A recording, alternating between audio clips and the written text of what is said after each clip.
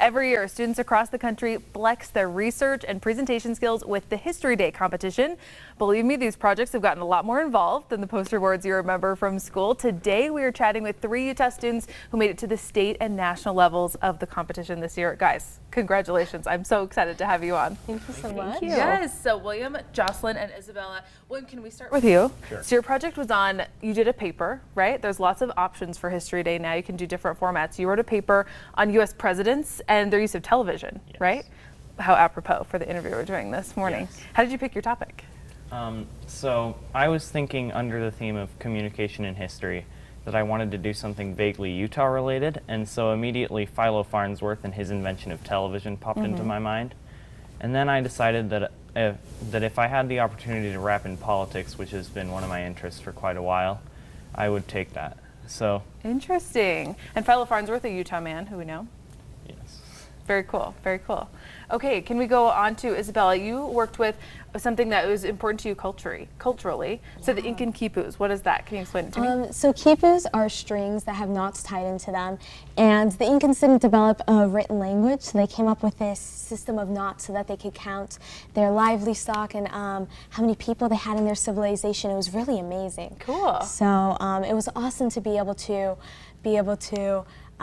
communicate with others around them, and also to communicate myself with my culture. Interesting. So I understand picking your topic, you got to see one in person once, and that's kind of what sparked you. It's really crazy because I had the opportunity to travel to Peru, and I was in a market and I found quipus, ones that were huge and ones that were small, and I was able to bring some home, which is crazy. Interesting. So we're seeing your presentation here on screen a little bit, and we can see a visual of what those quipus are. Very cool. And so your presentation with COVID, you did it virtually, so you had to like film yourself doing your presentation, right? Yes, and I feel like that was a little bit challenging at times because you can't communicate with the audience in a way that you could in person. Interesting. But I think that it was really effective overall. Yeah. Okay, Jocelyn, 10th grader here, you're our oldest History Day person here. You worked with, or did your research project on female computer scientist Admiral Grace Hopper. I'd never heard of her. Yeah, so I usually try to find someone that people haven't heard of before, and just there's always women in the science field that have had great impacts upon the world that no one ever knows about. And so I did some deep digging, and I figured her story should be told. So cool. Talk to me about your presentation. What did you do? So I basically have a news show, actually. Hey. And so I do a little news show, and I act out Grace Hopper and some grumpy commander that she has, and I'm also a little happy news person. And so I just kind of go back in time a little bit and bring forward some fun stories and just try to experience her story from multiple points of view. What was it like? I mean, all of these research skills that you guys have learned are going to take you so far. What do you think you're going to bring with you forward from this project? Well, since this is my 3rd year competing, I already know a little bit.